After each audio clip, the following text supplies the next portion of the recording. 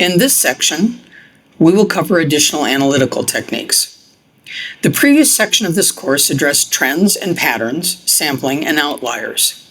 In this section, we will discuss forecasting and classification techniques listed on this slide. And as before, we will provide examples of how and when to use these techniques.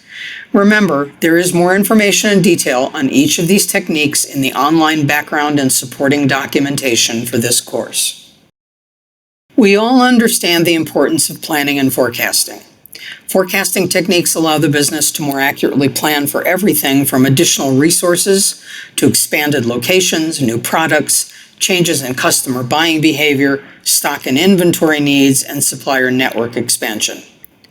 Forecasting considers historical data and values to analyze variables and results for the future. These forecasting techniques include Holt Winters exponential smoothing, which is a time series forecasting method. Time series forecasting methods are used to extract and analyze data and statistics and characterize results to more accurately predict the future based on historical data. The Holt Winters forecasting algorithm allows users to smooth a time series and use that data to forecast areas of interest. Exponential smoothing assigns exponentially decreasing weights and values against historical data to decrease the value of the weight for the older data. In other words, more recent historical data is assigned more weight in forecasting than older results. This technique might be useful in forecasting the number of viewers by day for a particular game show for the next 2 months. Or if an insurance claims manager wants to forecast policy sales for next month based on the past 12 months of data. And in an instance where a power generator company wants to predict the electricity demand for the next 2 months based on the past 2 years of daily power consumption data. Holt Winters should be used only when the data series is stationary. Single exponential smoothing is used for forecasting data with specific levels, and in real-life data, this is hardly ever the case. And finally, Holt Winters is only used for univariate data forecasts. ARIMA, or Autoregressive Integrated Moving Average, predicts future values of a time series using a linear combination of its past values and a series of errors. In this example, we see an analysis by month for the sales volume of a company with the actual versus forecast amounts. The ARIMA model is suggested for short-term forecasting. It is only for univariate data forecasts, but it is important to note that there might be other things affecting the output and dependent variables. Because ARIMA doesn't take into account the influence of other predictors while forecasting, forecasts might not be accurate. This type of forecasting would be useful when a pharmaceutical company wants to predict the sales of a drug for the next 2 months based on drug sale data from the past 12 months. ARIMAX, or Autoregressive Integrated Moving Average, with explanatory variable model, can be viewed as a multiple regression model with one or more autoregressive terms and/or one or more moving average terms.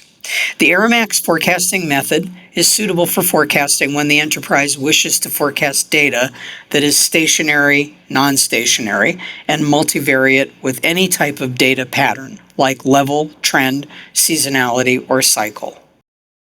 An example of an instance where one might use the ARIMA technique would be in looking at the GDP of India, or if a company wants to forecast its product line growth for the next couple of years based on data from the past 30 years. In that case, the predictor variables would be yearly consumer inflation rate, yearly GDP data, and yearly population growth rate. When using this analytical technique, there is an assumption of a linear relationship between the predictors, x, and the target variable, y. i.e., the scatter plot of each predictor versus target variable should be nearly as shown in figures 1 and 2 in this graphic. Further limitations include the assumption that there is no multicollinearity in the data. Multicollinearity generally occurs when there are high correlations between 2 or more predictor variables. Examples of correlated predictor variables, also called multicollinear predictors, are a person's height and weight, age and sales price of a car, or years of education and annual income. Now, let's take a look at analytical techniques for classification. The concept of classification helps one to organize data into subgroups based on assigned categories or classes. As we review the various techniques, you will notice that several types of analytical techniques may be appropriate for a particular issue. Let's say, for example, to identify the probable effectiveness of medical treatment, or to identify the probability of fraud or loan default. As you gain confidence in your use of the tools and techniques, you might decide to perform your analysis on a particular data set using more than one technique in order to gain further insight into the data. Included in these techniques is logistical regression, which measures the relationship between the categorical target variable and one or more independent variables. Binary logistic regression classification makes use of one or more predictor variables that may be either continuous or categorical to predict the target variable classes. Multinomial logistical regression is helpful in identifying important factors that will impact the target variable and the nature of relationships between each of these factors and dependent variables. Let's consider an example. What if a bank loan officer wants to predict if loan applicants will default or will not default based on attributes such as loan amount, monthly installments, employment tenure, how many times the applicant has been delinquent, annual income, debt-to-income ratio, and other factors? Here, the target variable would be past default status, and predicted class would include values yes or no, representing likely to default or unlikely to default classes, respectively. Binary logistic regression classification is applicable only when the target variable is categorical, and the sample size must be at least 1,000 in order to get reliable predictions. Binary logistic regression is not suitable when number of classes is greater than 2. The next type of classification technique we will review is the decision tree. Classification trees are used when the target variable is categorical, and as the name implies, are used to classify and divide the data into these predefined categories of a target variable. Regression decision trees are used when the target variable is numeric. A business might use a classification decision tree to analyze the likely quality of wine based on the level of free sulfur dioxide.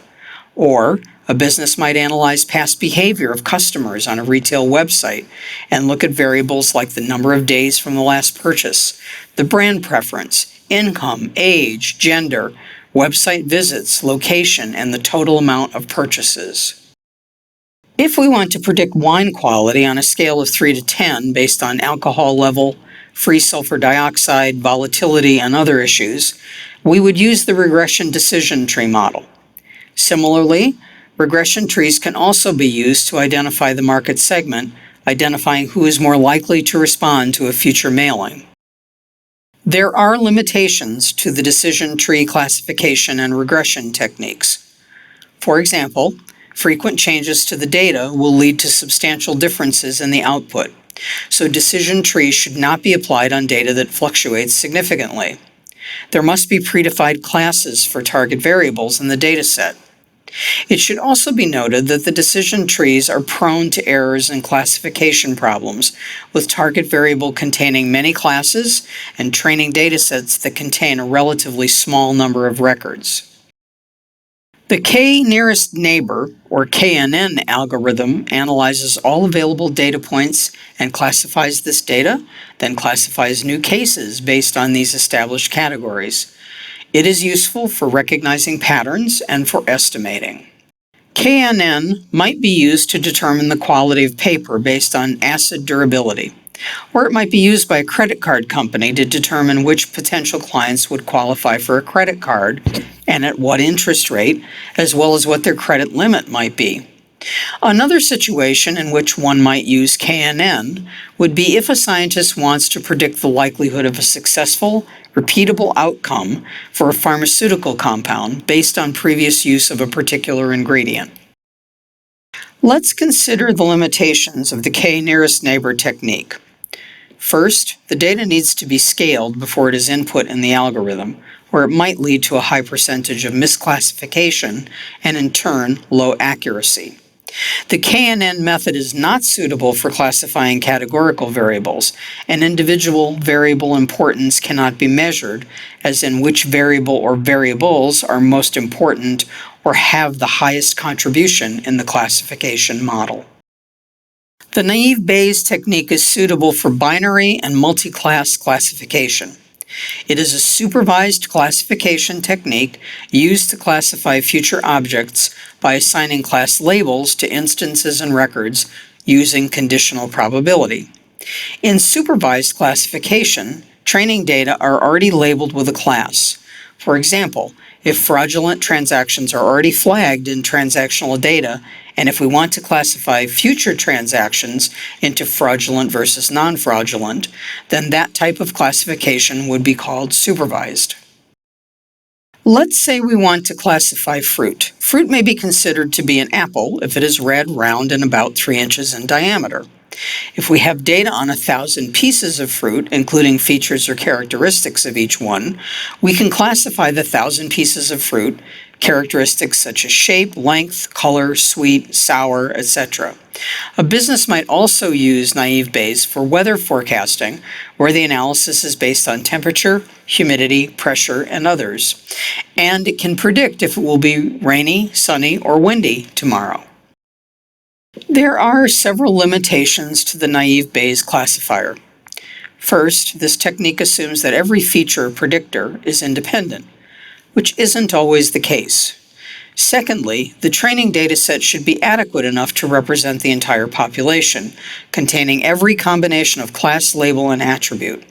If you don't have the occurrence of a class label and a certain attribute value together in the training dataset, then the frequency-based probability estimate will be 0 for that combination in future data. This problem happens when we draw a training sample from a population and the drawn sample is not fully representative of the population. Naive Bayes does perform well in case of categorical input variables compared to numerical variables. For numerical variables, normal distribution is assumed, which is a strong assumption. The last technique we will consider in the classification category is the support vector machine, or SVM. This is a supervised learning model that analyzes data used for classification and regression analysis. Using a set of training examples, each data point is marked as belonging to one or two categories, and an SVM training algorithm builds a model that assigns new examples to one of the categories.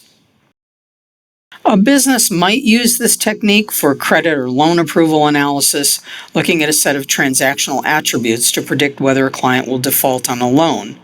A hospital or physician might use it for medical diagnosis, looking at symptoms to predict if a patient has a particular disease. Limitations for the support vector machine technique include the fact that the processing time of the SVM algorithm can be high for large datasets, and the fact that the technique is less effective on datasets with overlapping classes. This brings us to the end of this section review of analytical techniques.